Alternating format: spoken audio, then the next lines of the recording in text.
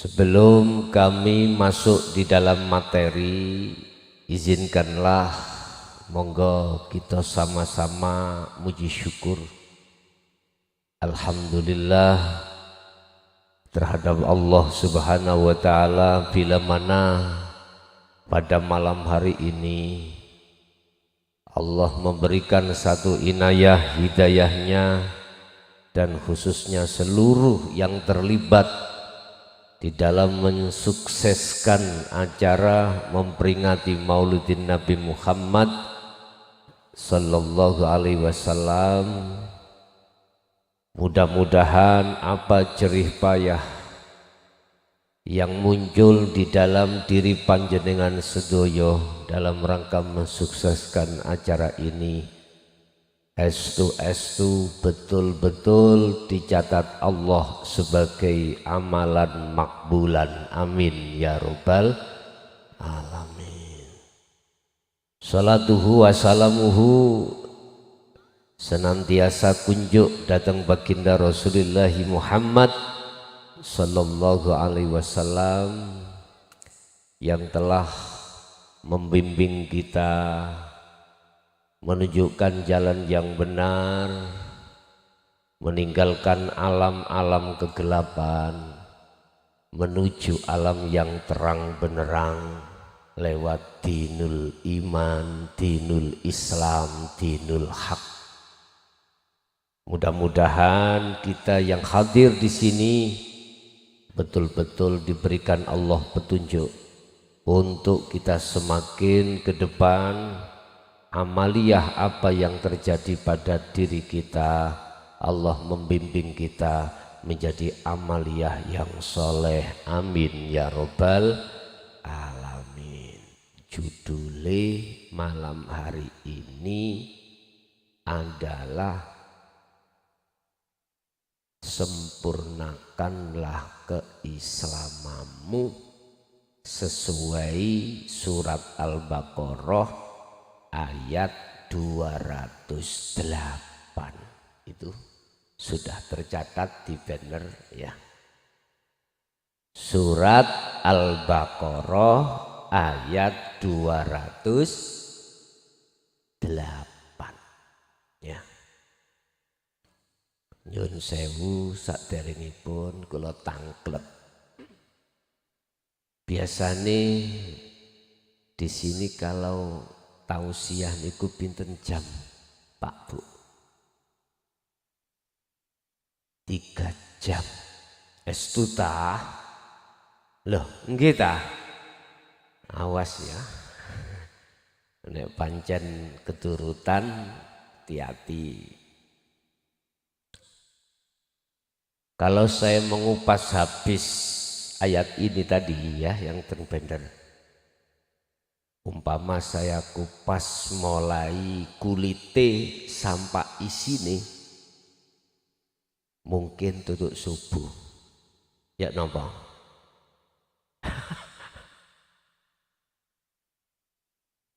Umpama dikupas secara detail ya dah mungkin tutup subuh yo gak mari. Menurut saya hemat waktu Pak.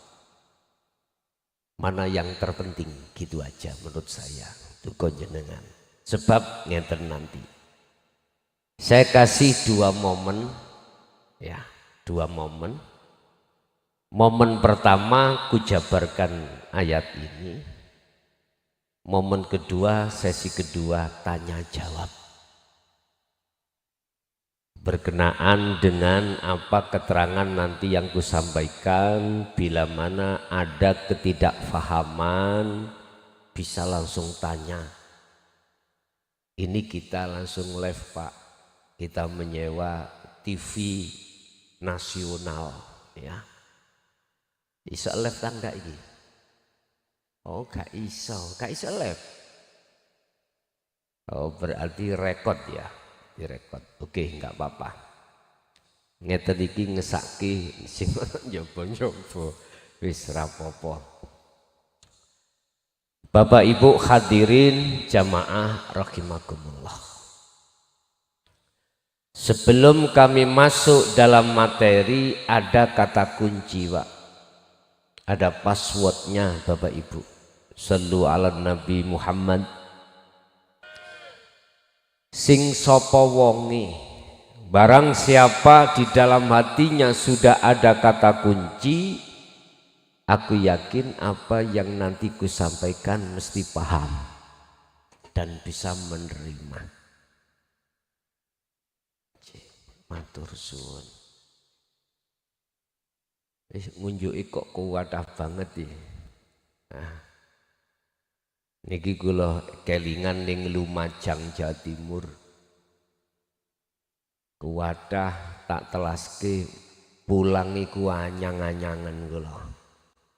Tahu anyang-anyangan nggih? Apa di sini anyang-anyangan iku? Napa? Uyu-uyuun ngoten. Santai-santai. Kiai ini si nom, si umur 45 diwalik ngoten.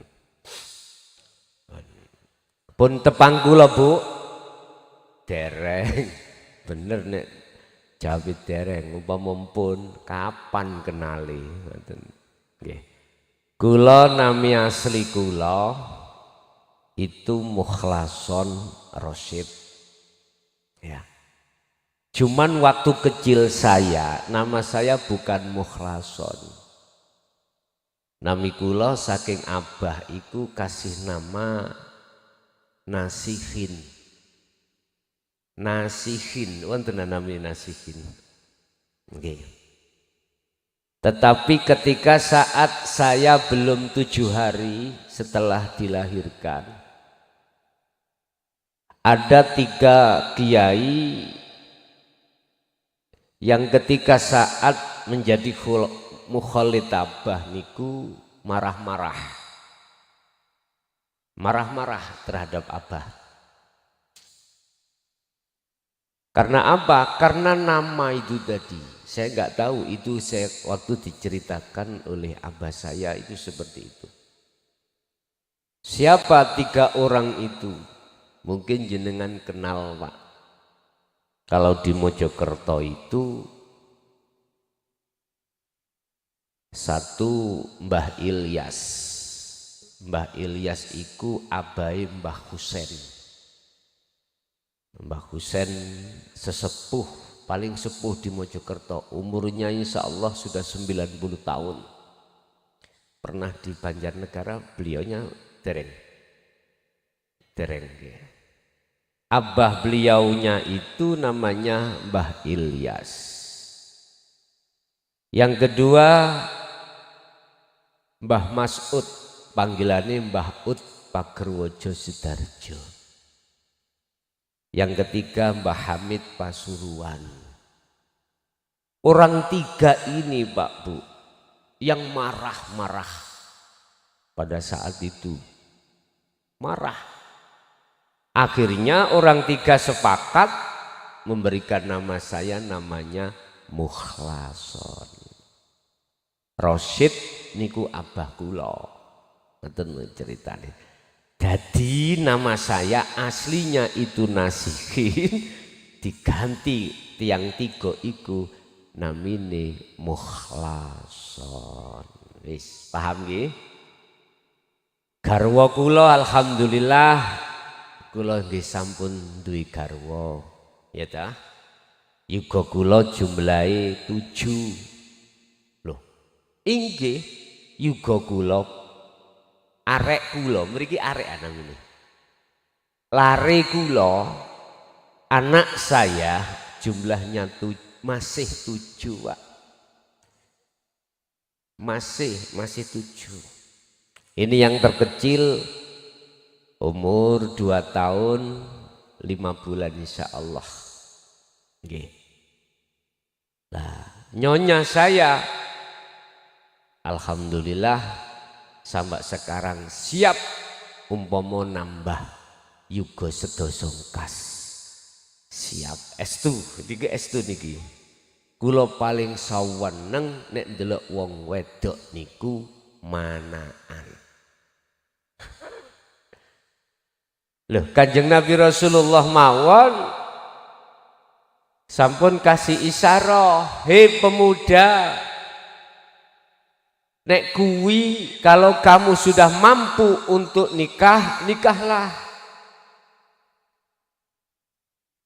Juga begitu, kalau bisa carilah calon atau istri itu yang mana. Nek bahasaku lho Pak Bu ya, masih gede lemu ireng, sing pendek, sing penting mana saweneng kula. Nggih. Wonten mriki sing gak gede, ireng, endek, manaan. Daftar gak apa-apa. Guyon sik. Sampeyan lho gak ngantuk sik, ngoten lho nggih. Bapak Ibu hadirin jamaah rahimakumullah. Dulu masalah pendidikan saya SD gak lulus Pak Bu. SD tidak lulus. Berarti kula niki namung hanya ditaruh Allah di ponpes, dari ponpes ini ke ponpes lain. Sampai pernah dulu di Watu Congol Magelang ya. Ikut terakhir saya di pondok Mbah Dalhar Watu Congol dulu itu. Cuman 3 tahun deng mriku. Ada tugas dari Mbah Hayi Malang terhadap beliaunya, akhirnya saya berangkat.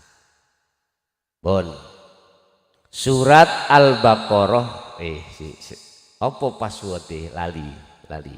Apa kata kunci itu? Pertama, apakah sudah ada iman atau nur iman dalam hati jenengan bahwasanya kita manusia diciptakan Allah dari 2 unsur, jasmani juga roh. Percaya ndak? Menungso kita semuanya ini bisa hadir di sini secara pandang sudut satu sisi, jenengan saged kesini ini secara syariat karena jenengan jasmani ini juga ada rohani. Andai kata ada jasmani tidak ada rohaninya, itu disebut orang nopo Bu? Orang mati. Orang mati saged obah? Mboten saged nggih? Berangkat ke kuburan bisa berangkat sendiri? Mboten saged. Udah. Jasmani kita Allah ciptakan dari saripati tanah, nanti kembali ke tanah. Sekarang rohani kita diciptakan Allah dari Nur Muhammad, nanti kita akan kembali wa inna ilaihi. Pertanyaannya terhadap dulur kula saudara saya yang ada di Siwaru dusunnya, pertanyaan saya, sudahkah jenengan tahu jalan menuju dan bertemu Allah? Halo Ibu, sampun semerap dereng? Ayo dereng.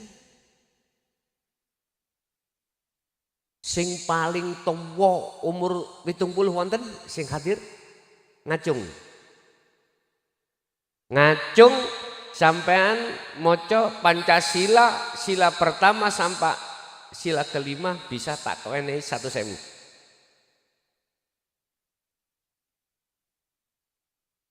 70 tahun.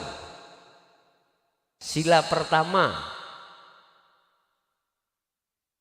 ada ngacung, iku umur 70 tahun ke atas. Mboten enten? Wis. SD niku umur pinten, Pak? SD umur pinten? 7 tahun. Udah. Yang 7 tahun, 7 tahun. Ke bawah yang bisa hafal Pancasila saya kasih 50.000. Ngacung. Masih aku gak nggo duit, wani aku ngomong.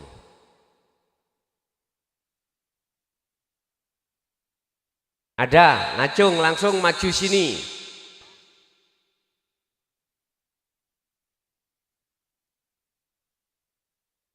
Ayo. Pempati diajar ke enggak? Enggak ada, oke. SMP umur berapa Pak? 13. Umur 13 ke bawah sampai 7. Angkat tangan 50.000.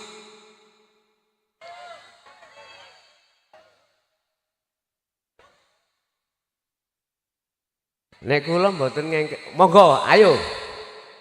Pan siapno duit 50 pan, aku gak nggo pan.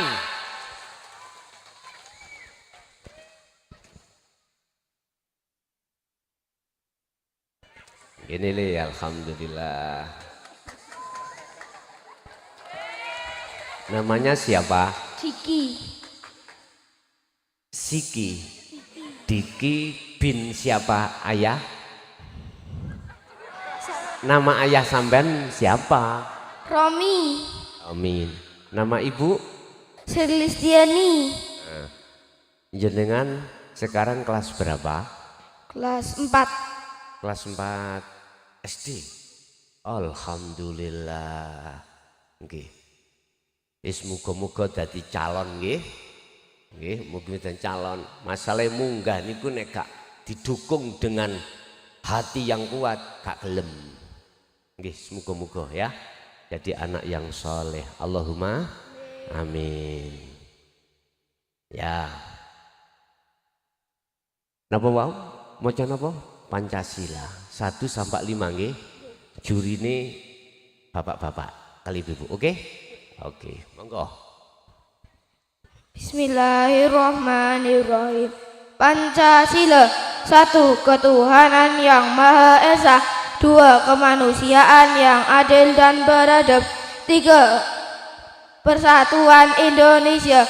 4. Kerakyatan yang dipimpin oleh hikmat kebijaksanaan dalam permusyawaratan perwakilan. 5. Keadilan sosial bagi seluruh rakyat Indonesia.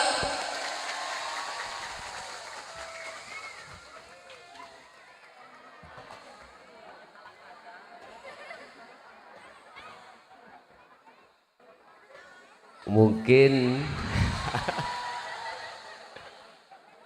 loh, siapa tahu besok Allah mentakdirkan jadi pemimpin. Kita nggak tahu semuanya itu. Ini sebuah isyarah sebetulnya itu. Udah. Rakyat Indonesia itu sadar atau enggak ya? Mengapa sila pertama itu diletakkan ketuhanan yang Maha Esa?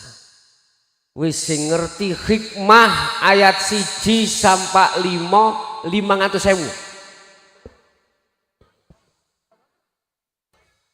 Apa maksud yang sesungguhnya? Saya tidak ada kaitannya dengan politik loh Pak. Enggak Pak. Dikira wong saya enggak ada di situ. Lodong 500.000. Jari sing nggo duwe ono takak. Bon.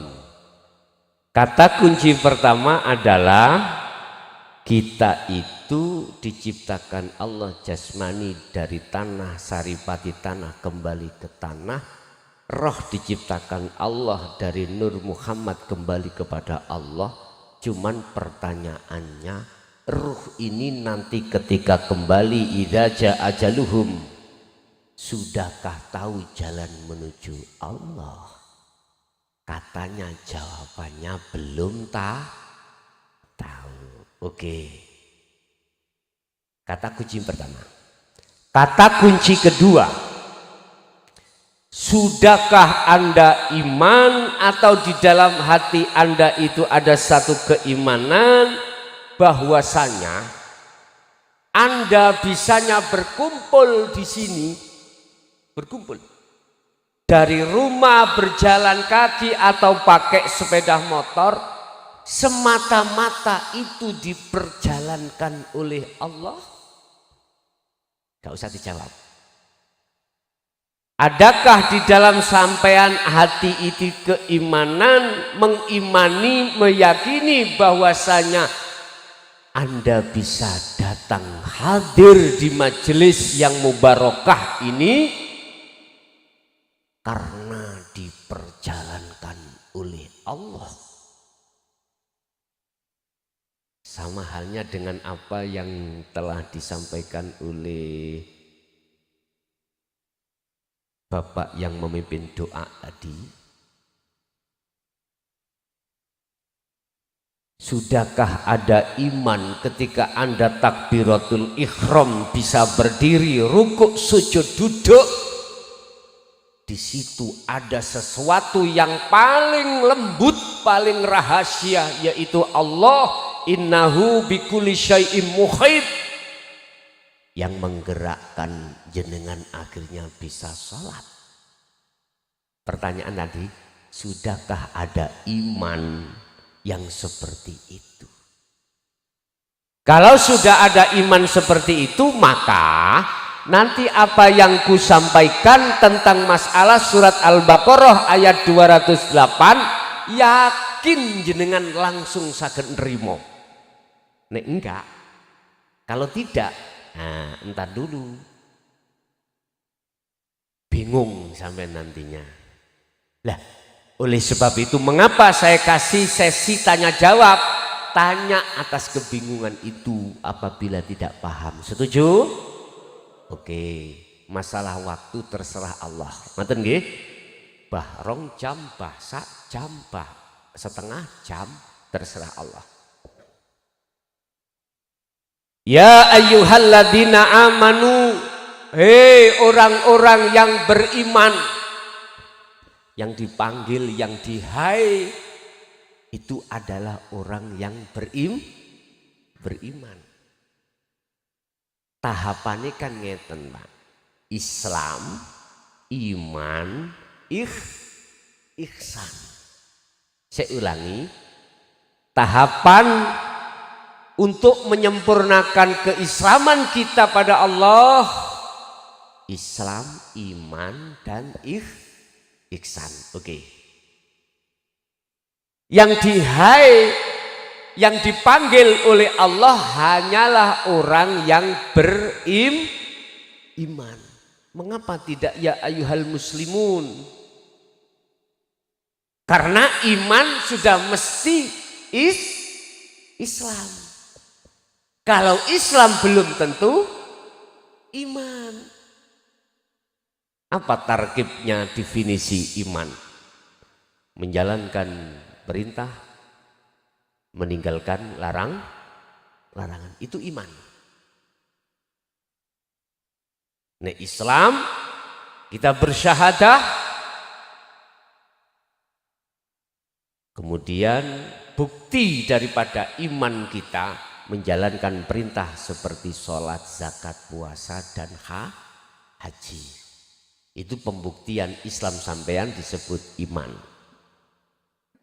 Yang menarik di sini adalah kalimat berikutnya, udkhulu fisilmi,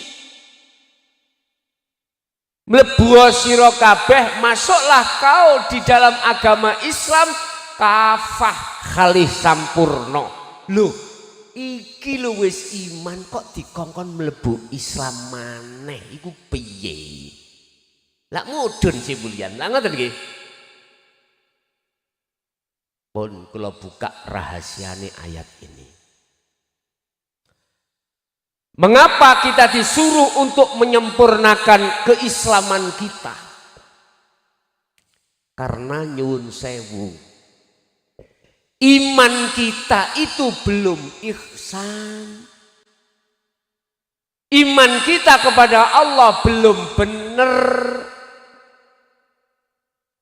Letaknya di mana? Kok belum betul?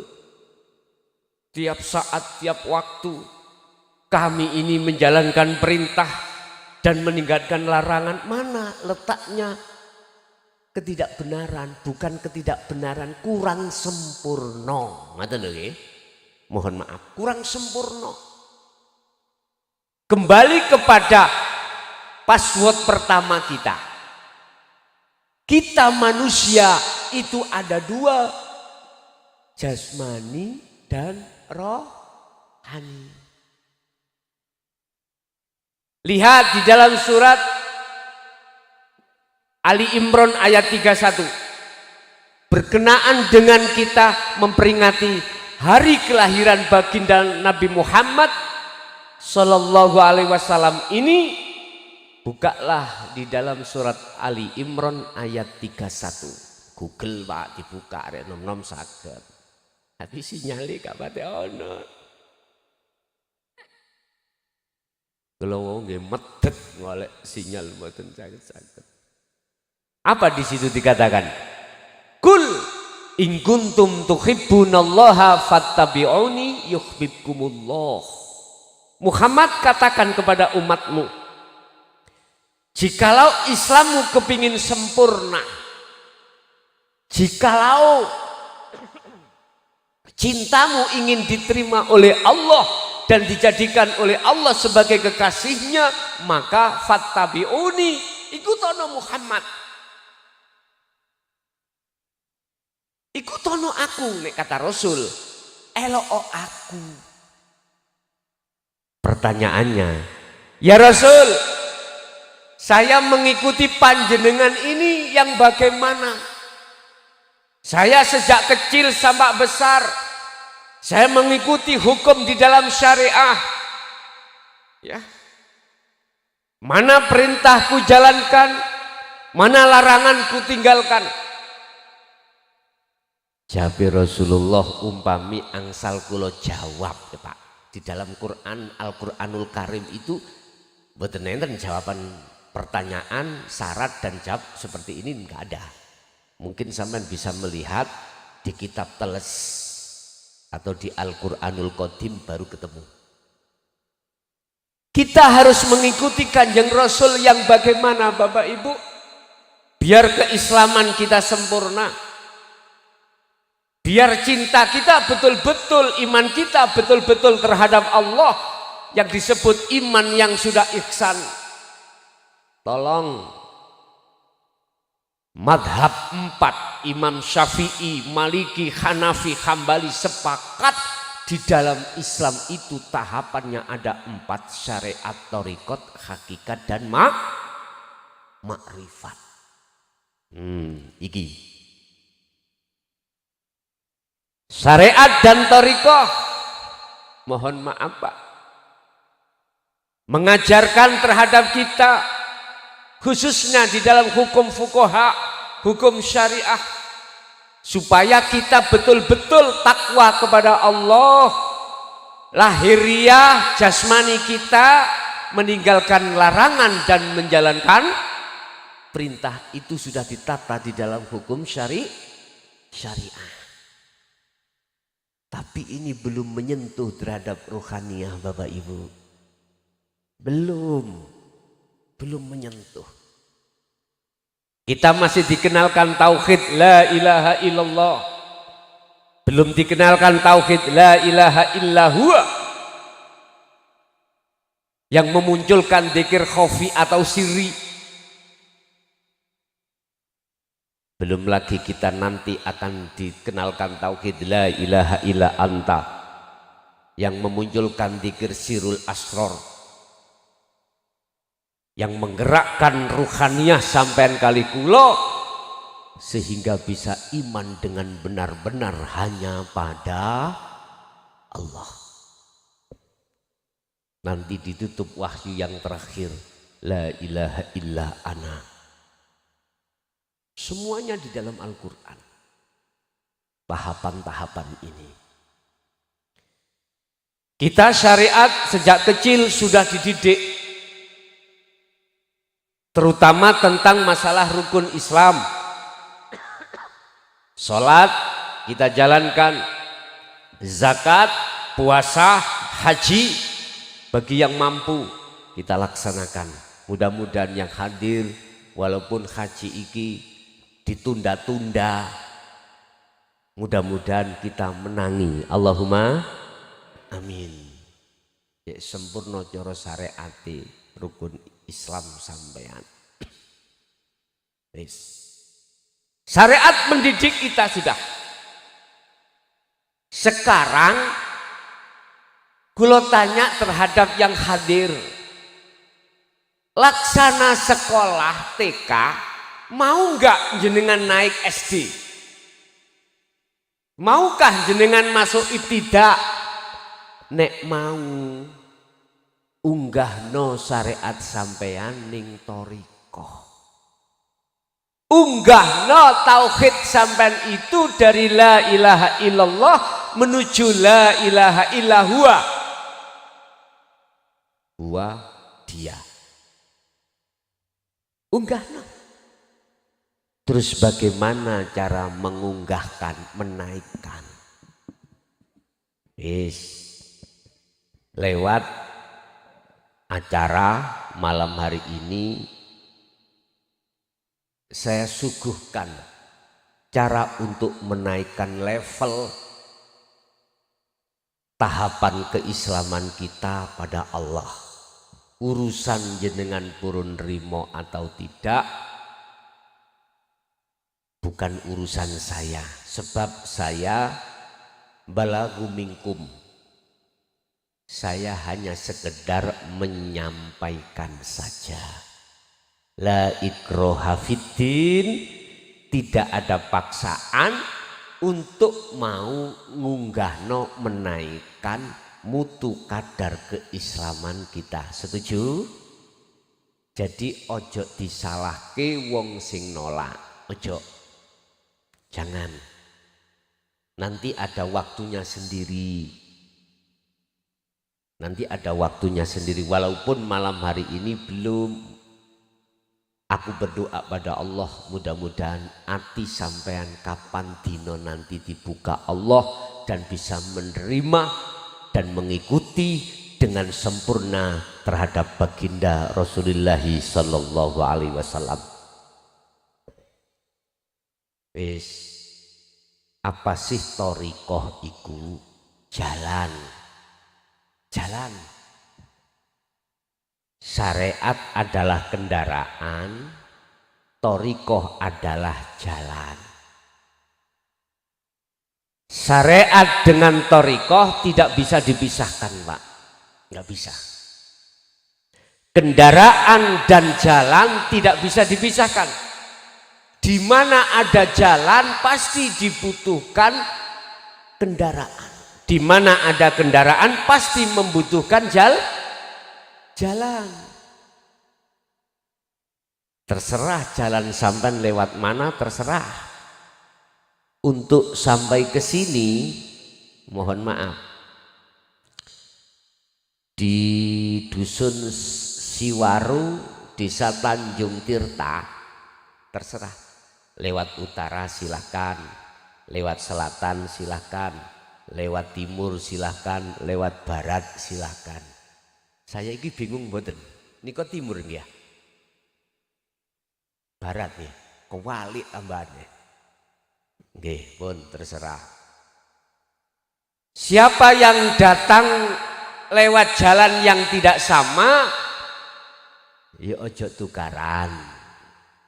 Ya, ojo tukaran. Silakan yang lewat barat, silakan yang lewat timur. Sing penting tujuannya sama. Apa? Ngaji. Terus thariqah jalan kita di tengah-tengah syariat itu yang bagaimana? Nah, kalau saya bicara tentang thariqah secara umum, mulai A sampai Z, pilih yang mana terserah, yang jelas harus muktabaroh. Apa muktabaroh? Sanatnya itu sampai terhadap baginda Rasulullah Muhammad sallallahu alaihi wasallam. Berarti kesanatannya sambung. Saya tidak menyuruh nang toriko iki ndak, terserah Anda ikut jalan secara umum. Tapi ada jalan yang khusus. Lah ini khusus jalan ini. Seperti halnya yang telah dilakukan oleh baginda Rasulullah Sallallahu Alaihi Wasallam. Sebab pada saat kenabian baginda Rasul,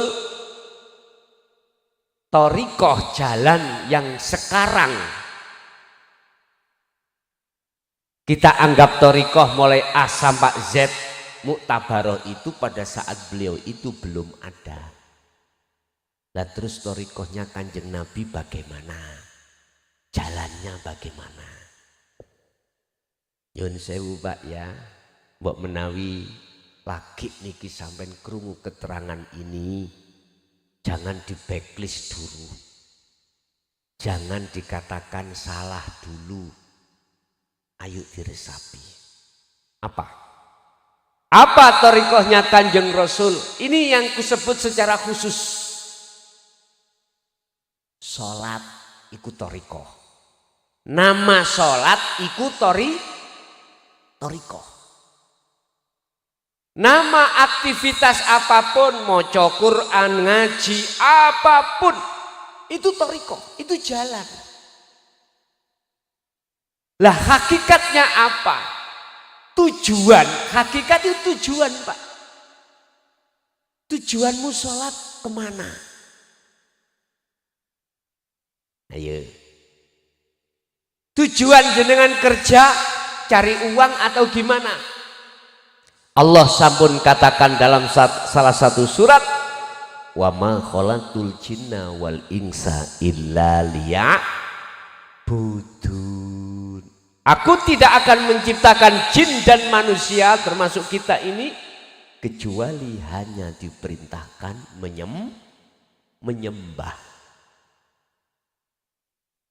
Bahasa menyembah dikatakan benar manakala sing nyembah harus ketemu weruh sapa sing disembah.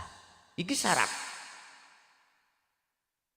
Dikatakan sembah sing bener adalah syarat yang menyembah harus tahu dan ketemu siapa yang disembah.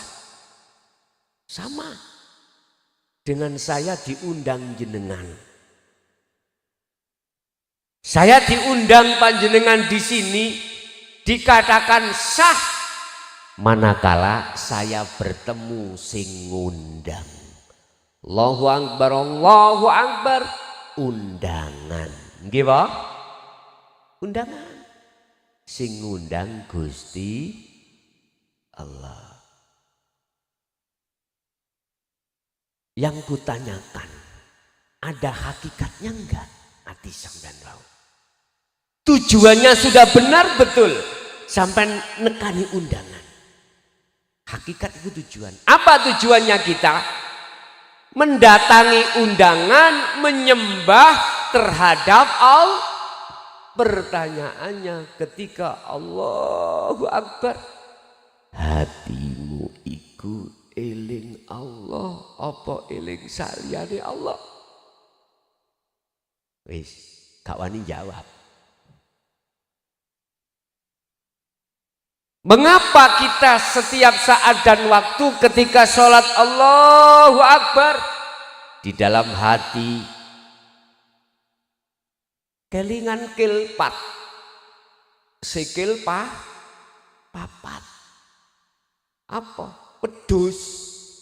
Karena saya sebagai belantik wedhus kambing tadi pagi saya jual, saya kasih harga 3 juta, tidak ditawar, langsung dibayar.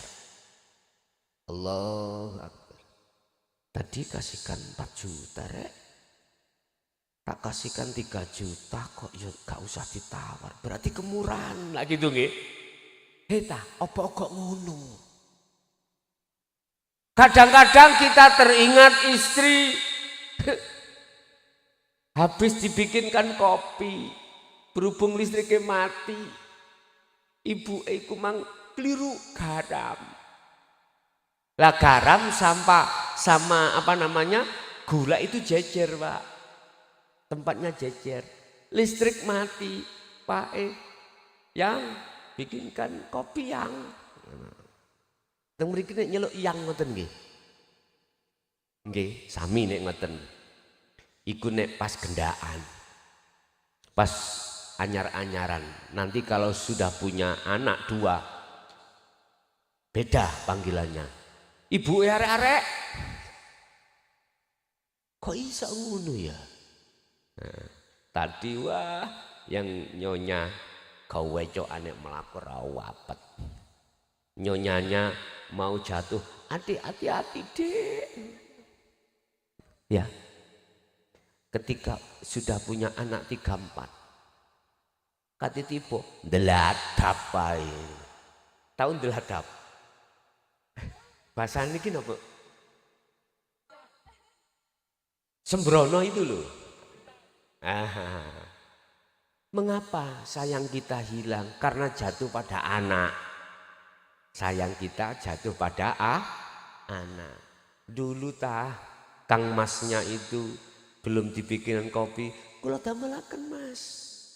Makan disiapkan waktu kemanten baru. Sudah punya anak 3-5. Gak ngkai dhewe ya gak patheken. Kok ngalih ngono ya. Ning kene nggih ngoten nah. Nek Mojokerto ngono Pak, nek kene mboten. Maksudnya mboten beda. Bon, kembali kepada ayat. Mengapa kita ketika sholat hati teringat pada selain Allah? Mengapa? Inilah yang menjadi pertanyaan besar mestinya terhadap kita sebagai umat Islam khususnya. Evaluasi.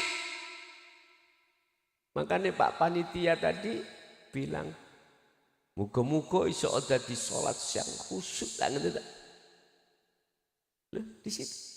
Mengapa? Ini Pak yang harus kita bedah. Sebab barang siapa saat nilai sholatnya di mata Allah bagus, pasti lainnya akan jadi sebaliknya. Bila mana nilai sholat kita di mata Allah jelek, maka jeleklah lainnya. Wes rumus iku. Sekarang aku tanya. Kita semuanya yang hadir di sini tahu umur kita. Ada yang sudah 40, 30, ada 50, bahkan 60. Cuman kalau ditanya, sisa umur kita tinggal berapa? Diem semuanya. Kita tidak tahu sisa umur tinggal berapa. Kalau kita tidak lekas, Bapak Ibu, mohon maaf, mengevaluasi sholat kita, mengevaluasi hati kita kepada Allah. Terus bagaimana nasib kita saat kita kembali kepada Allah? Allah sudah berkata di dalam surah Az-Zumar ayat 54, wa anibu ila rabbikum wa aslimu lahu min qabli ayyatiyakumul adab tsumma la tunsarun. Kita tidak akan pernah mendapatkan pertolongan dari Allah setelah kita meninggal, Pak. Tidak akan pernah mendapatkan pertolongan dari Allah apabila waktu kita di dunia ini kita sibukkan hati ini untuk berbicara, untuk beribadah, untuk beriman terhadap selain Allah. Alias bila mana di dunia ini ruhaniah kita belum bertemu Allah, jangan harap sholat akan bisa khusyuk. Jangan harap. Masyoto, masyoto, bahasa Indonesia apa? Walaupun status kita sebagai apapun, nggak akan pernah bisa. Alimo koyo apa kita, sondol langit pitu. Ilmu kita Manakala belum musyahadah terhadap Allah, belum makrifat pada Allah, jangan harap sholat kita di mata Allah bernilai baik. Jangan harap kita akan bisa melakukan sholat dengan khusyuk, nggak bisa. Apa itu sebab pun tak jawab. Satu, karena kita ketika sholat ruhaniyah kita belum mengikuti ajaran Rasulullah Muhammad Sallallahu Alaihi Wasallam. Belum. Kita cuman mendompleng, ngikuti syariatnya saja.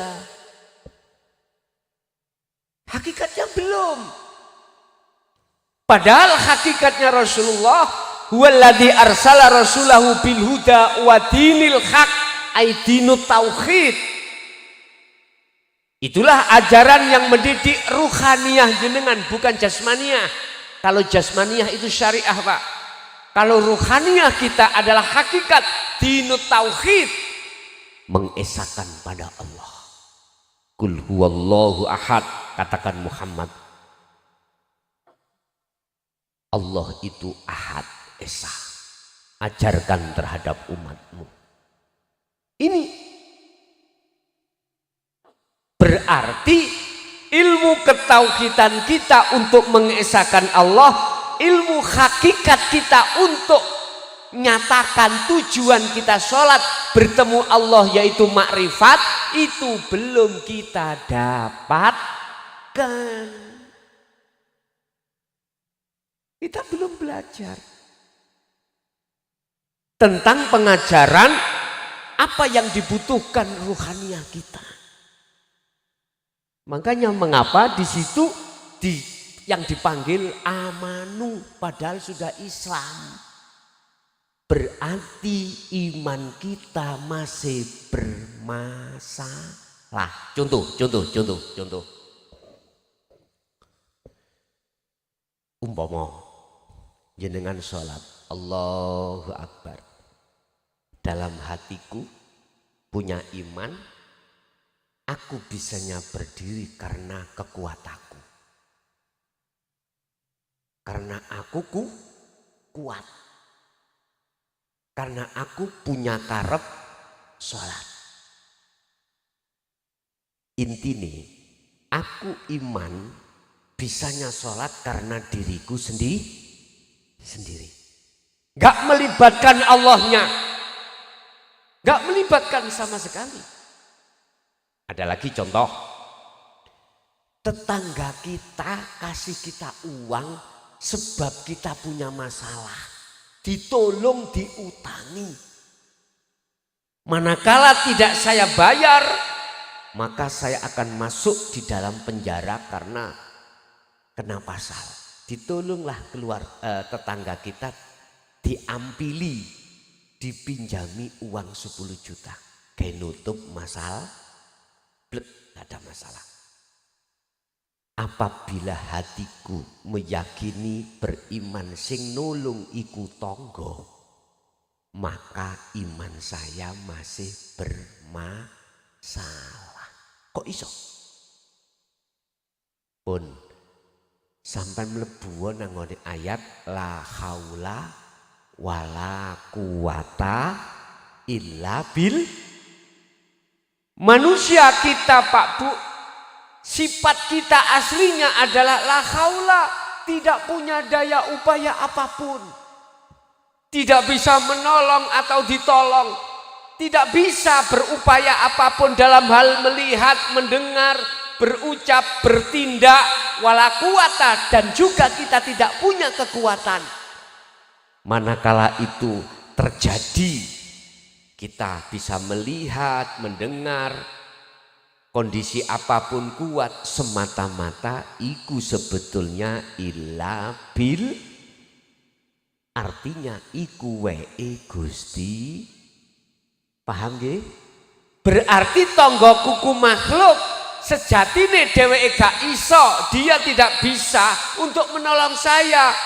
Ning seperti bisanya dia itu menolong semata-mata karena Karena Allah di situ. Terus Allah itu di mana, Pak? Al-Hadid ayat 3 sampean buka. Huwal awwalu wal akhiru wad dhahiru wal batin. Allah iku di awal ya di akhir semua masalah. Artinya apapun masalah sing sampeyan kali kula tampa, apapun masalah yang kita hadapi, di situ Allah yang mohon maaf, yang menggerakkan, yang mengawali dan mengakhiri, yang menyudahi semuanya itu adalah Allah. Sebab nyun sewu jenenge napas, Pak, Bu. Wadzahiru wal batin, Allah iku ning jero ya ning jaba sampean. Manakala tidak ada Allah di situ, aku tanya, napas bisa keluar sendiri? Jikalau tidak dikeluarkan Allah, halo Ibu, kinten-kinten napas jenengan kali kula saged keluar masuk sendiri? Mboten saged. Loh, inilah Pak, termasuk babakan ngelmu dinu tauhid sing kula gelar niki sampean resapi. Sampean resapi. Yang intinya kita makhluk, sifatnya la haula wala quwata. Apabila terjadi pergerakan di situ karena illa billah. Ini yang kita umat Islam gak sadar. Karena ngelmune tauhide setelah zaman Khalifah Sayyidina Ali sampai 2014 kemarin itu terkesan disembunyikan. Jangankan disampaikan di tengah umum seperti ini Bapak Ibu. Di tengah-tengah majelis khusus iku terbatas. Masih pakai isyarah. Tanya terhadap saudara-saudara saya yang sudah masuk di dalam dunia thariqah. Sungguh Pak, apa mursyid-mursyid kita ketika berkalam, mohon maaf, terkesan ditutup-tutupi yang alasannya itu karena rahasia Allah. Manakala aku sampaikan akan takut adanya fitnah. Itu zaman dulu. Sekarang enggak. Apa dasarnya sekarang kok boleh? Walaupun secara umum. Walladzi arsala rasulahu bil huda wa dinil haq liyudhhirahu 'alad dini kulli walau karihal musyrikun. Dialah Allah, zat yang maha suci, yang mengutus utusannya untuk membawa petunjuk dan dinul haq, agama yang bertauhid, yang maksud dan tujuannya adalah untuk menyempurnakan keislaman panjenengan kali kula, supaya tidak hanya jasmani tok Islam, rohnya ya ikut Islam. Ngoten lho Pak maksudnya. Lah, roh itu akan Islam di mata Allah manakala roh itu sudah masuk di dalam dunia hakikat untuk menuju makrifat terhadap Allah Subhanahu wa taala. Ini walau karihal musyrikun, Muhammad sampaikanlah walaupun kau dicaci maki oleh umatmu yang gak suka padamu. Terjadi toh Pak? Surat Al-Hijr ayat 94-99. Bagaimana ketika saat Rasulullah menyampaikan dengan terang-terangan di muka umum, dicaci maki beliau. Menyampaikan dinul haq, dicaci maki. Ya Allah, itu zaman Kanjeng nopo maneh sak mangke. Walau karihal kafirun, walaupun di tengah umum Muhammad sampaikan. Cuman sejarah mencatat ketika Rasulullah menyampaikan tentang hal ini, Pertama sembunyi-sembunyi, selanjutnya terang-terangan. Sejak Sayyidina Umar itu mengikrarkan diri dia menjadi beragama Islam ini, Pak. Udkhulu he wong mukmin, mlebu sira kabeh fisilmi di dalam agama Islam kafah kali sampurno. Artinya jenengan iki sing diceluk, Pak, iman sampan kali kula tasik ono masih ada iman selain Allah, berarti belum murni ketauhidan kita, dipanggil oleh Allah untuk menyempurnakan Islami. Artine roh sampeyan iki kudu bibinau taklim muta'alim, kudu belajar ilmu tauhid. Di manakah adanya ilmu tauhid itu?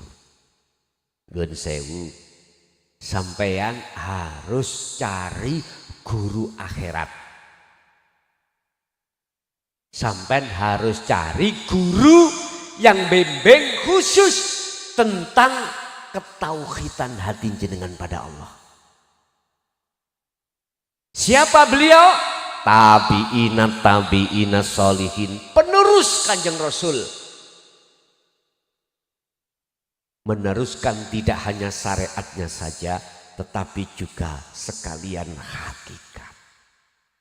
Nyun sewu, disitulah nanti jenengan akan diwejang, dididik tentang sifat Allah yang sebetulnya Allah itu yang bagaimana. Allah yang kita sembah-sembah setiap waktu itu yang bagaimana, nanti jenengan akan dibukakan ilmunya. Setelah itu beramal alias jenengan kholwat. Disitulah sesuai dengan perjalanan waktu jenengan kholwat zikir tersebut, lama kelamaan jenengan akan pasti dipetukno, ditemukan terhadap Allah Subhanahu.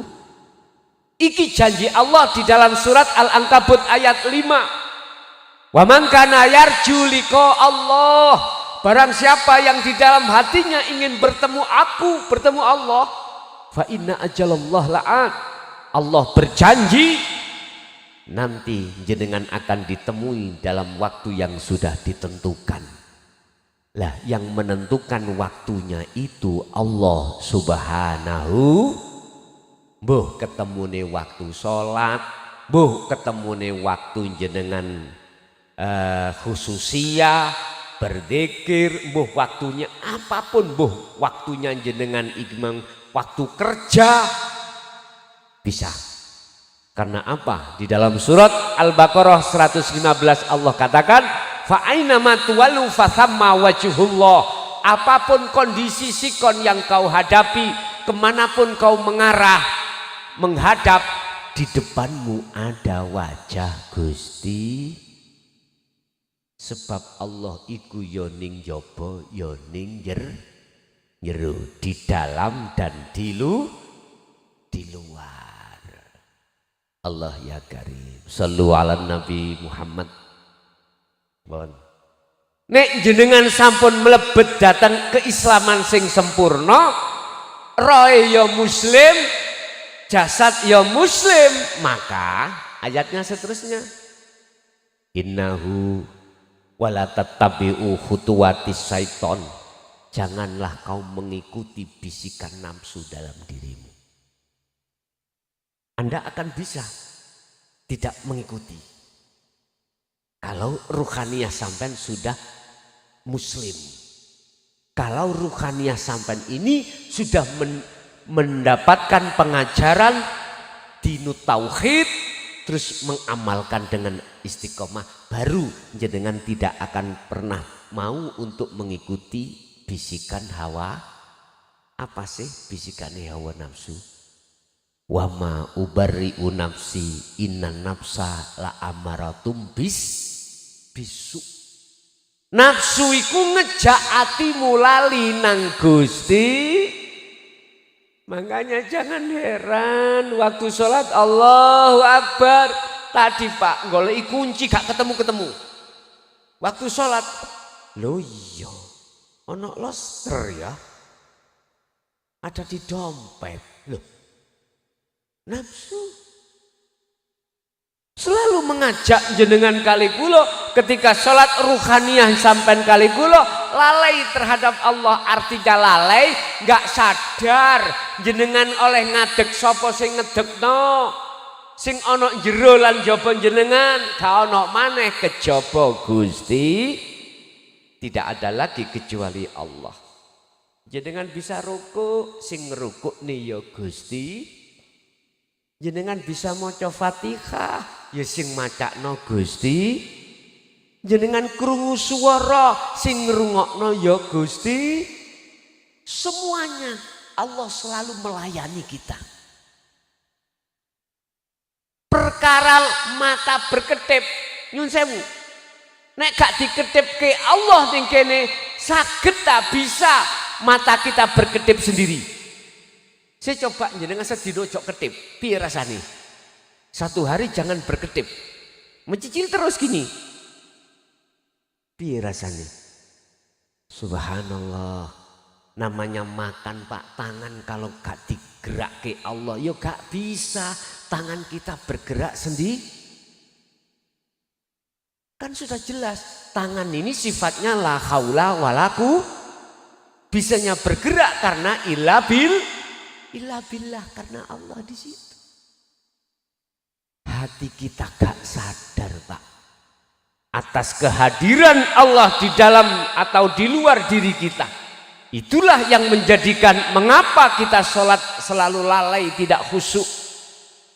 Padahal mohon maaf, buka di dalam surat Al-Baqarah ayat 238 tentang masalah sholat wajib opo sunnah khusyuk itu. Ayo dilok.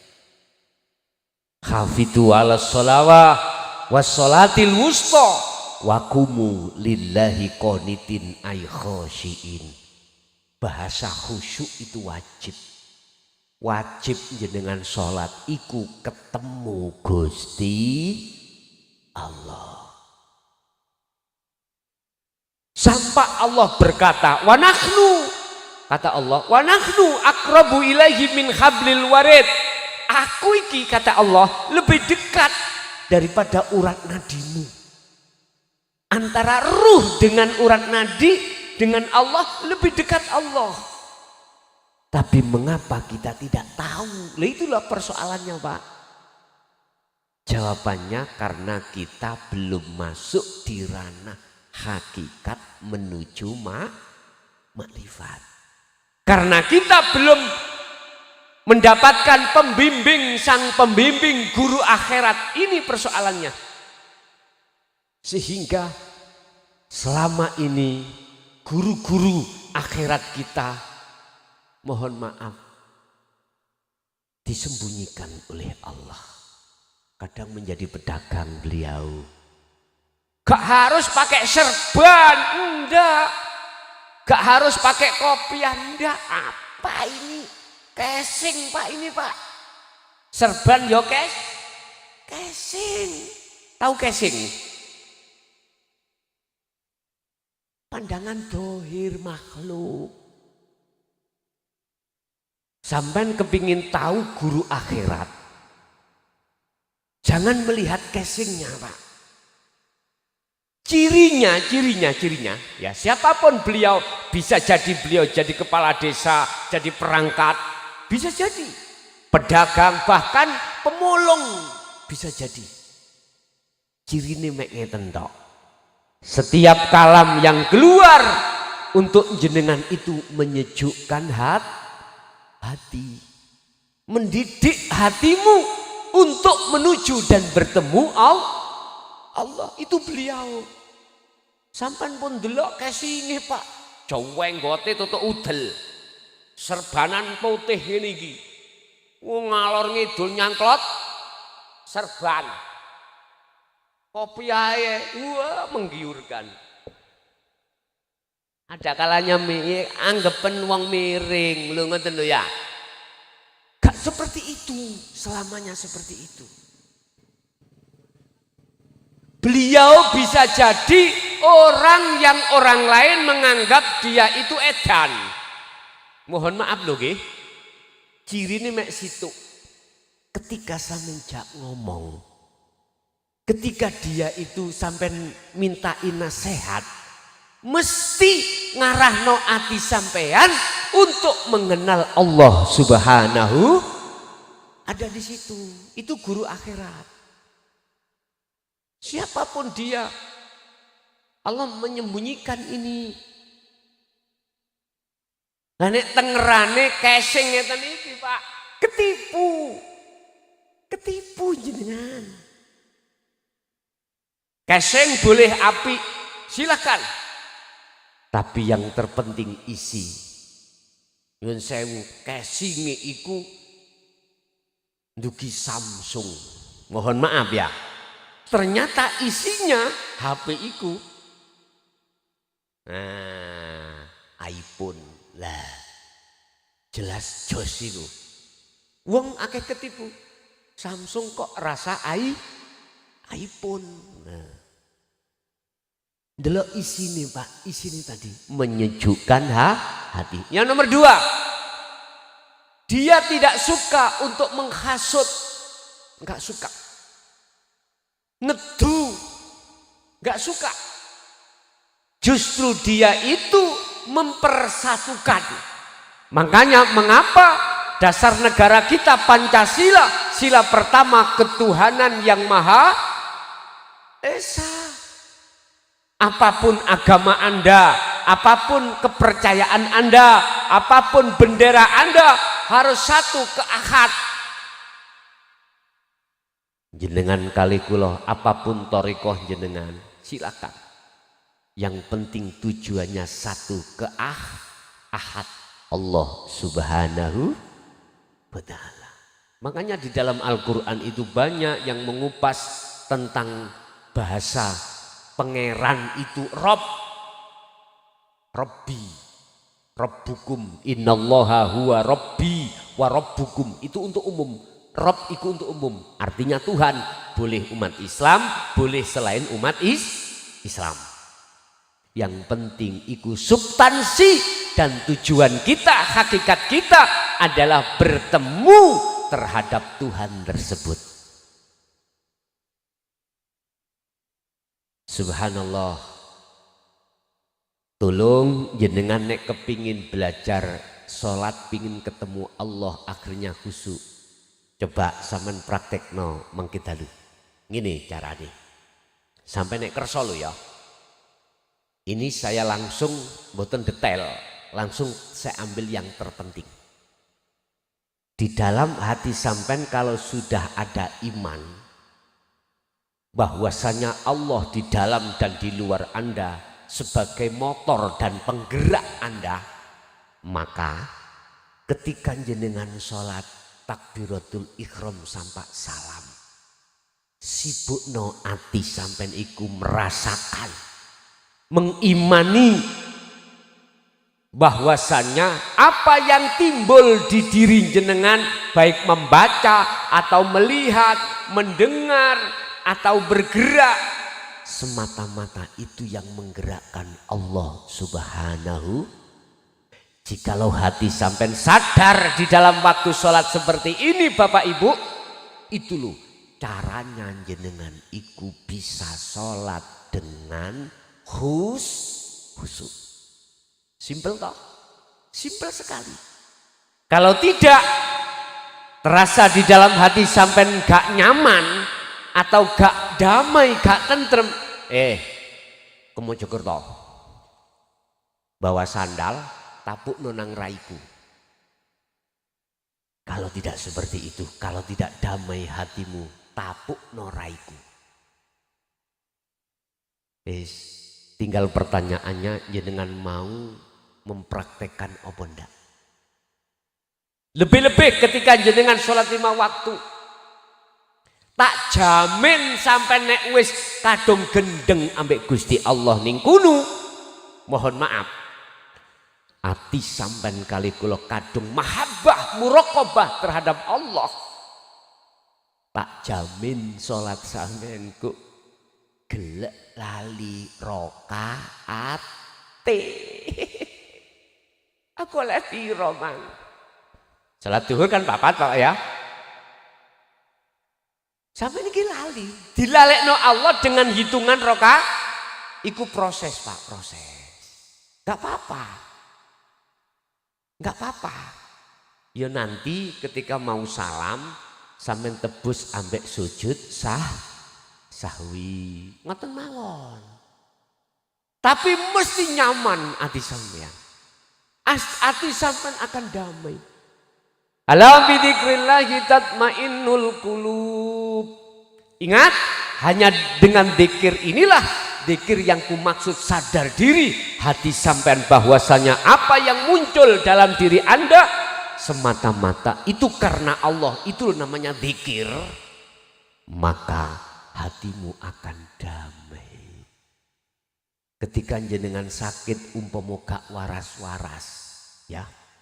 Tombone durung teko sampai nek gelem zikir iki, tak jamin ndang teko. Wis lak penak toh. Tadi disebut jenengan kali kula niki banyak masalah di dalam rumah tangga. Sampean pingin keluar masalah. Lah ngoten nggih. Sing sering zikir sing kula sebut tadi wau. Sapa sing gawe lara iku? Sapa sing nguasai lara? Sapa sing gawe masalah? Siapa yang menyelesaikan masalah? Tidak ada kecuali Allah. Allah nek ati sampean duduk nang kono janji Allah, wa may yattaqillaha yaj'al lahu makhrajan wa yarzuqhum min haitsu la yahtasib. Selesai masalah. Alhamdulillah, iki janji Allah. Tinggal jenengan sabar apa ora? Tinggal jenengan ikhlas apa ora? Dikasih Allah sakit, ikhlas apa ora? Ketika Allah kei masalah yang rapena. Kalau jenengan dasari ikhlas, aku yakin tidak ada bagi Allah masalah itu tidak selesai. Masalahnya yang menyelesaikan itu Allah. Makanya kita harus pasrah. Pasrah itu akan benar manakala kita bertemu terlebih dahulu terhadap yang kita pasrahi. Wa anibu, dan kembali dan bertemulah kau terhadap Tuhanmu. Wa aslimu lahu, kemudian pasrahlah. Loh, pasrah nomor loro. Berarti pasrah Anda akan benar manakala Anda itu sudah ketemu yang pasrahi. Dengan di jalan. Pak, saat itu sepeda nggih. Sama nggak kenal siapa dia. Saya tak ke sungai dulu. Nggak kenal siapa-siapa. Pasrah yang seperti ini kurang benar. Karena belum kenal siapa yang sampean pasrahi. Ternyata yang dipasrahi curanmor. Bagaimana maling itu? Langsung dibawa lari. Lah ngoten nggih. Lah nek pasrah iku sing bener, dikatakan pasrah sing bener, jenengan sebelum pasrah itu sudah kenal, sudah tahu siapa yang pasrahi. Itulah Allah Subhanahu wa ta'ala. Kembali kepada sholat. Nek jenengan wis ketata sholat kaya ngene, nek gak cocok ambek Qur'an nang Mojokerto. Tapuk ono cangkemku ambek sandal. Kurang lego hati sampean ambek parut. Tahu parut? Apa di sini parut, Pak? Yang buat marut kelapa itu. Kriya tekne raiku. Iya. Estu. Jikalau kau jenengan hati sampean enggak sesuai dengan apa yang kukatakan tadi, taruhannya ada di situ, Pak. Jikalau Anda sudah di situ, maka iki hukum dari Allah. Wala tattabi'u khutuwati syaiton. Anda akan bisa meninggalkan ajak-ajak nafsu. Nafsu ngajak selalu lali nang Gusti. Berhubung jenengan setiap saat dan waktu berzikir terus, maka enggak ada kesempatan nafsu mencari celah. Surat Al-Insan ayat 25-26. Wadhkur isma rabbika bukratan wa asila wa minal laili fasjud lahu fasabbihu lailan tawilan. Muhammad, pagi sampai sore berzikirlah kau. Malam pun juga begitu. Jadi Rasulullah itu 24 jam itu dzikir terus Pak. Iya, dzikir terus. Bon, kalau sudah begitu sebagai penutup ayat innahu lakum aduwwum mubin. Innahu sak temene setan lakum kedue sira kabeh iku aduwun mungsuh mubinun kang pertelo kang nyata. Sesungguhnya nafsu itu mungsuhmu yang nyata. Dikatakan nyata, Anda akan tahu nafsumu. Selama ini kan nggak tahu Pak. Nafsu gue sing apa ya? Kata Rasulullah itu mungsuh. Kata Quran mungsuh harus diperangi. Kita perang wajib tahu siapa musuh kita. Kalau kita tidak tahu musuh kita perang, kalah Pak. Kalah. Sampean sholat yo kalah, sembarang kalah. Itu isoe menang, sampean harus mengenal nafsu di dalam dirimu. Mana itu? Nafsu sifat basariyah, di dalamnya ada nafsu dua, nafsiyah dan amarah. Tiap saat ngaku-ngaku aku. Kok gak aku ngono? Oh gak iso, gak bisa. Kok gak aku? Aku nih Pak teko terus. Inilah nafsu yang kumaksud. Itulah yang dimaksud innahu lakum aduwwum mubin. Itulah musuhmu yang nyata. Makanya kitab Hikam dalam pasal berapa itu? Syekh Ibnu Athaillah dawuh, lepaskanlah sifat basariyah di dalam dirimu. Jikalau kau ingin lekas bertemu Gusti Allah. Artine aku mule sing nyapo-nyapo lepasen. Contoh aku sholat merasa aku sing sholat lepasen. Carane ngelepas dzikirawa. Dzikir yang bagaimana yang kumaksud? Sadaro yen kabeh. Rasakanlah yang semua apa yang terjadi pada diri kita sesungguhnya itu illa billah wa Gusti Allah. Walillahil masyriq wal maghrib. Mulai jagat etan sampai jagat kulon semua milik Allah dan yang menggerakkan milik Allah, yang bergerak iku milik. Lah kok kita ngaku-ngaku? Itulah memang nafsu, proses kita. Lah sekarang sudah saya kasih tahu caranya mengenal nafsu untuk sampai perangi.